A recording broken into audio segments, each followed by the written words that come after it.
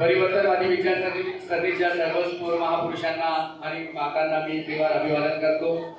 या ठिकाणी संविधान गौरव दिनानिमित्त आपण जमलेले सर्वच विचार मंचावरील उपस्थित मान्यवर, आजच्या कार्यक्रमाचे वक्ते प्रमुख वक्ते ॲडव्होकेट विवेक परशुराम भोपी, आणि मी आता सर्वांचं नाव घेणार नाही, फक्त मी काही 2-4 गोष्टींवरती मी प्रकाश टाकण्याचा प्रयत्न करेन।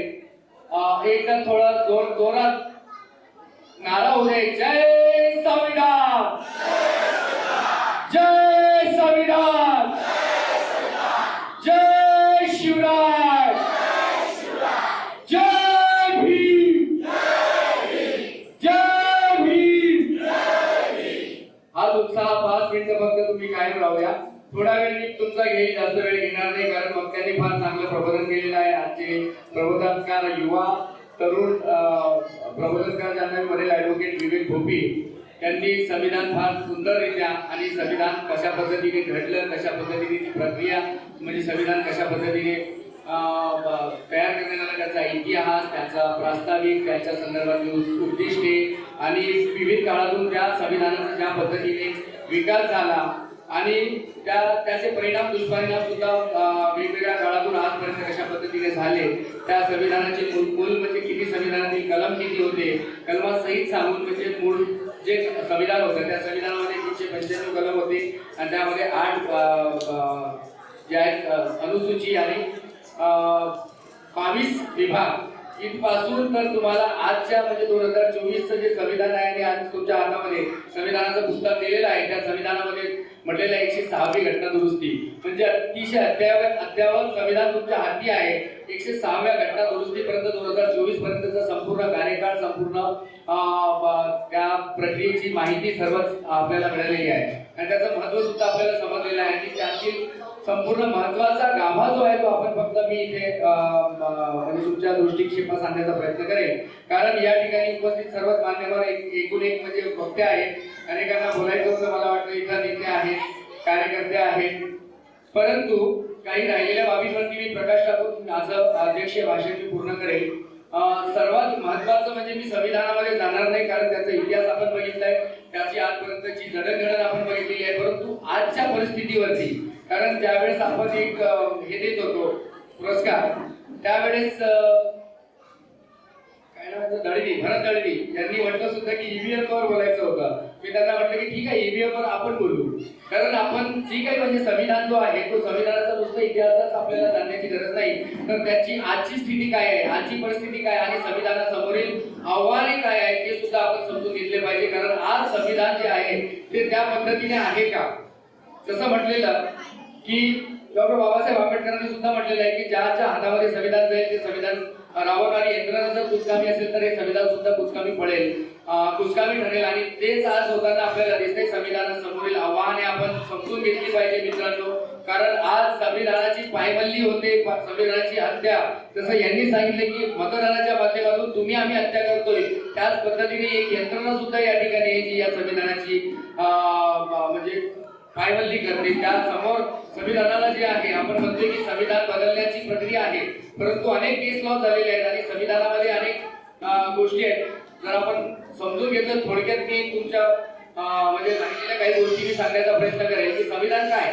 संविधान म्हणजे त्यामध्ये आपल्याला डॉक्टर बाबासाहेब आंबेडकरांनी मूलभूत अधिकार दिलेले आहेत, त्यामध्ये मार्गदर्शक तत्वे दिलेली आहेत, संघीय आणि राज्य कार्यप्रणाली दिलेली आहे, त्याच पद्धतीने न्याय व्यवस्था दिलेली आहे की न्याय व्यवस्था कशा पद्धतीने चालेल, राजकीय व्यवस्था दिलेली आहे, एक्झिक्युटिव्ह सिस्टम दिलेली आहे, त्याच पद्धतीने अनेक इतर काही व्यवस्था दिलेल्या आहेत, जसे वेगवेगळे लोकशाही तत्व जे आहेत किंवा घटनादत्त संस्था ज्या आहेत त्या निर्माण केलेल्या, जसे इलेक्शन कमिशन असेल, त्याच पद्धतीने आपण UPSC MPSC जे बघतो, UPSC जे आहे किंवा वित्त आयोग असतील किंवा इतर मानवाधिकार आयोग असतील, राष्ट्रीय मानवाधिकार आयोग असतील, अनुसूचित जाती जमाती आयोग असतील, OBC आयोग असतील, महिला आयोग असतील, इतर वेगवेगळे आयोग आहेत, त्याच पद्धतीने अनेक म्हणजे अशा स्वायत्त संस्था निर्माण केलेल्या आहेत की ज्याच्या पाठीवर ही संपूर्ण संविधान किंवा संपूर्ण लोकशाही टिकलेली आहे, परंतु त्याचं होतंय काय, कारण संविधान बदलण्याचा प्रयत्न आज नाही अनेकदा करण्यात आलेला आहे आणि संविधान बदलण्याकरिता सर्वात पहिला जो प्रयत्न झाला होता संविधानावरती जो सर्वात पहिला आधार झाला होता तो 1976 मध्ये.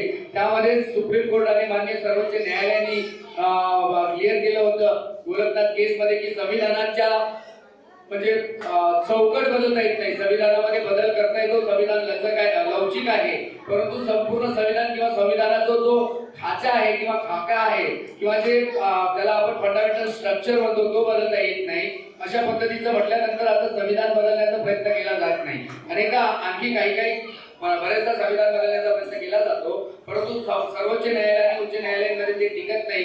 काही काळ ते आज आपण बघतो की या ज्या व्यवस्था म्हणजे ज्या काही स्वायत्त संस्था होत्या त्यामध्ये न्यायालयीन व्यवस्था सुद्धा होती आणि न्यायालयीन व्यवस्थेवरती सुद्धा आणि इतर सर्व लोकशाही ज्या काही व्यवस्था असते त्या सर्वांवरती सुद्धा आपण बघतोय की प्रभुत्व गाजवलं जाते आणि एक वेगळी व्यवस्था जी आहे ती निर्माण करून संविधान जे आहे ते कुचकामी करण्याचा प्रयत्न केला जातोय ते आपण समजलं पाहिजे. इलेक्शन कमिशन आज आपण ज्यावरती आपण इलेक्शन कमिशन नाव घेतलं की एक ठरणार मला वाटतं त्यांचं नाव समोर येतं अशा पद्धतीचे जे कमिशनर होते किंवा इलेक्शन चीफ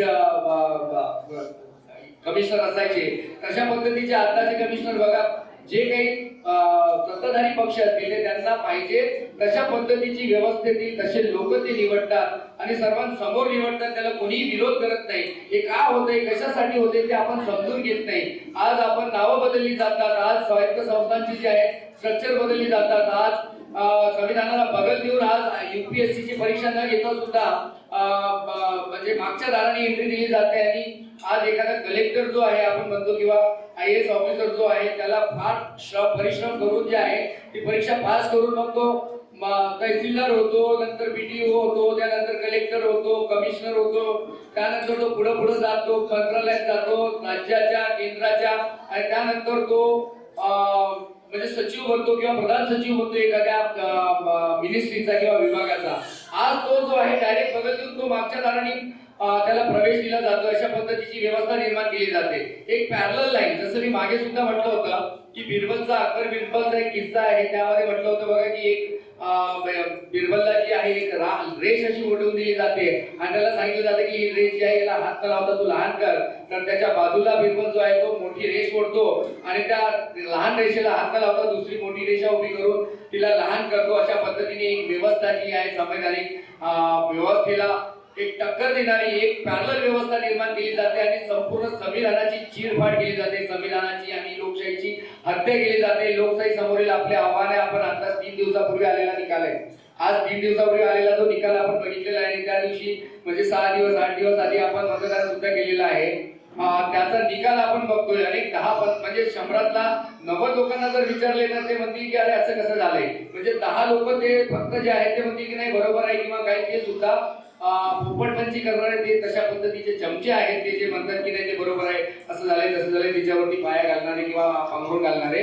परंतु मी म्हणतो आज प्रत्येकाला माहिती आहे प्रत्येकाच्या मनात कुंकुमही आहे की हे झालं कसं काय. म्हणजे इतकी मोठी जेव्हा 2014 मध्ये माननीय मोदींची लाट असताना एवढा हा बदल झाला नाही, त्यानंतर 19 मध्ये सुद्धा बदल झाला नाही. तो यावेळी जे आहे माननीय मोदी आणि म्हणजे प्रधानमंत्री मोदी आणि गृहमंत्री आमचे अमित शहा यांच्या सभेला एवढी गर्दी सुद्धा दिसत नसताना हा चमत्कार घडला कुठं. ही सुप्त लाट आली कुठनं. म्हणजे ही सुप्त लाट एका वेगळ्या दिशेने चालत होती.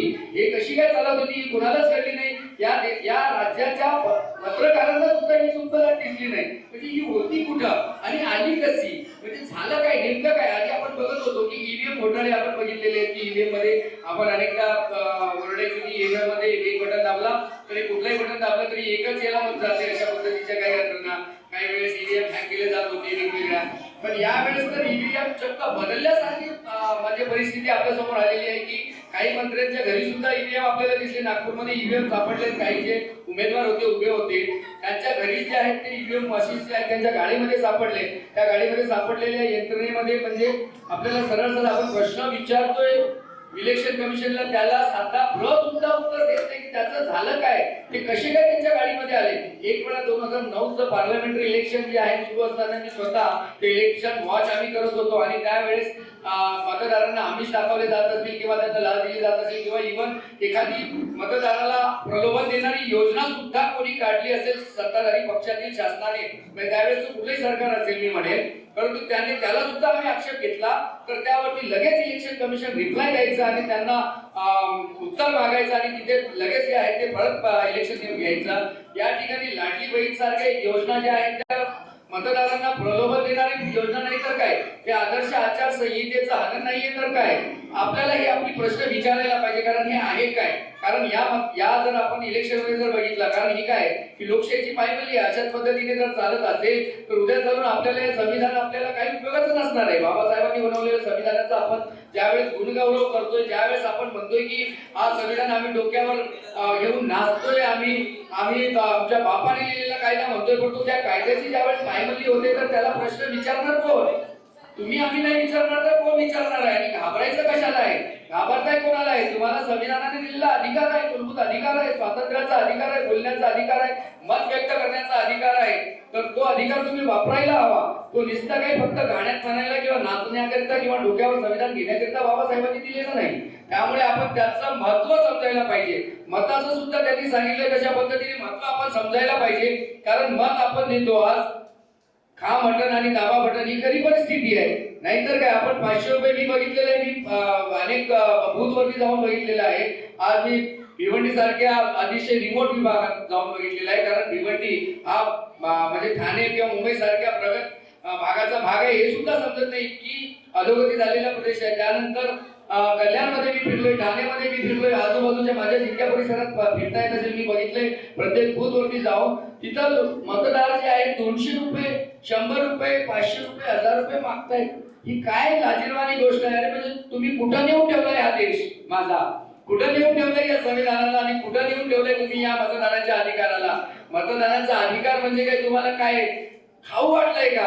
अरे या मतदानाच्या अधिकारासाठी हजारो लाखो करोडो लोकांनी रक्ताचं बलिदान दिलेलं आहे, रक्त साठवलेलं आहे या धर्तीवरती. एवढी जी काही क्रांती झालेली आहे ती केवळ आणि केवळ या तुमच्या मताच्या अधिकाराकरिता आहे. कारण या तुमच्या मताच्या अधिकाराकरिता तो तुमच्या घरी येतो, त्यानंतर 5 वर्ष दिसतो का तो सुद्धा नाही, त्याला पण तुम्ही डोक्यावर बसून राजाच बनवलेला आहे 500 रुपये आणि 1000 रुपये घेऊन. तर त्यात आणि आजच्या परिस्थितीमध्ये काय फरक आहे. तर आपण मला असं समजलं, मला असं वाटतं की लोकशाही समोरील आव्हाने सुद्धा समजली पाहिजे.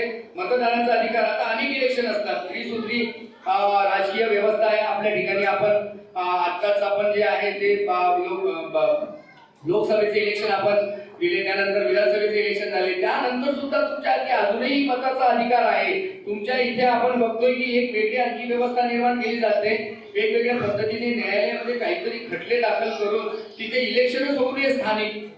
त्या स्थानिक इलेक्शन करिता 44वी घटना दुरुस्ती 1976 मध्ये करण्यात आली आणि त्रिसूत्री राजकीय व्यवस्था निर्माण करण्यात आली, ज्यामध्ये संविधानामध्ये नगरपालिका आणि पंचायत राज व्यवस्था सुद्धा त्यामध्ये घातलेली आहे. त्याचे इलेक्शन या ठिकाणी होत नाहीये. बंदिशा ठिकाणी आलेले आहेत, मी समजतो तुमच्या पैठणीच्या, मी बराच मध्ये आलेलो आहे. परंतु मला असं वाटते की त्यावेळेस सुद्धा तुम्ही कमीत कमी जो आहे तुमच्या मताचा अधिकार, मी पुण्या पक्षाला त्या म्हणत नाही, जो चांगला व्यक्ती असेल आणि खरंच तुमच्यासाठी काम करत असेल अशांकरिता तो मतदानाचा अधिकार वापरण्याकरिता बाबासाहेब आंबेडकरांनी आम्हाला मतदानाचा अधिकार दिलेला आहे. ईव्हीएम घोटाळ्यावरती किंवा ईव्हीएम वरती सुद्धा आपण आवाज उचलला पाहिजे, कारण अनेक ठिकाणी जे ईव्हीएम कंपन्या आहेत त्या सत्ताधारी काही नेत्यांच्या घरच्या आहेत. त्यामध्ये पार्लर जे आहे एक मशीन तुम्ही घेऊन जायची, दुसरी आणायची आणि बदलायची, नाही का. एक घरी मतदान त्यांचं वेगळं होतंय आणि एक इथं बूथवर मतदान वेगळं होतंय. तर त्या व्यवस्थेला सुद्धा आपण समजलं पाहिजे. ठीक आहे, असो, मी समजू शकतो, पण एक गोष्ट मात्र मी इथे आवर्जून म्हणेल, संविधान दिवस होता म्हणून तुमच्या म्हणजे संविधानासमोरील मुख्य आव्हानावर थोडं तरी प्रकाश टाकणे गरजेचं होतं म्हणून मी बोललोय त्या अनुषंगाने. परंतु या वर्षीचा जो कार्यक्रम त्यावर मी थोडं मी म्हटलं षडयंत्र तर नाही ना, बंद करतात तिकडनं काही वेळेस. म्हणजे सभेत जो आहे म्हणजे लोकसभेत किंवा विधानसभेत जर तुम्ही गेलात तर तुमचा वेळ संपला की तिकडनं अध्यक्ष जे आहेत मग माईक बंद करतात. एनिवे या ठिकाणी आता मी कमीत कमी मला वाटते 10-15 वर्ष 5-10 वर्ष तरी झाले असतील, 10 वर्ष तरी झालेले आहेत की मी येतो, 10-12 वर्ष आणि वेगवेगळ्या कार्यक्रमांमध्ये असतो. या बीडचे येथील या बुद्ध विहारामध्ये सुद्धा यांच्या हस्ते अनेकदा मी कार्यक्रम आम्ही बघितले, ट्रेनिंग घेतल्या, अनेक कार्यशाळा घेतल्या. परंतु या वेळेचं जे नियोजन आहे ते अतिशय शिस्तबद्ध होतं. त्याकरता बंदी सोनवणे यांच्याकरिता आणि यांच्या सर्व टीमकरिता एकदा जोरदार टाळ्या होऊन जाऊ द्या, कारण अशा पद्धतीचा नियोजनबद्ध कार्यक्रम आज पहिल्यांदा मी यांनी केलेला बघतोय आणि अनेकदा बघत असतो की इकडनं कोणी बोलवतात काय करतात, पण आज फार छान मला खूप आनंद झाला. अशाच पद्धतीची प्रगती करावी आणि या ठिकाणी ज्या गुणवंत विद्यार्थ्यांचा सत्कार झाला त्यांचं सुद्धा मी मनापासून एकदा अभिनंदन करतो. आणि ज्या उच्च शिक्षित तरुणांचा आणि विशेषतः जाधव कुटुंबियांचे एकाच घरातल्या 5 आणि आणखी 3 आणि इतर आणखी जी काही विदेशात जाऊन जे अटके पार झेंडे काढून आलेल्या सर्वांचा मी इथे अभिनंदन करतो आणि माझं वाढलेलं लांबलेलं भाषण थांबवतो. जाता जाता एवढंच म्हणेल की 26/11च्या शहीद झालेल्या वीरांना मी एकदा विनम्र त्रिवार अभिवादन करतो आणि माझं वाढलेलं भाषण संपवतो. धन्यवाद. जय हिंद, जय बुद्ध, जय भारत. एकदा परत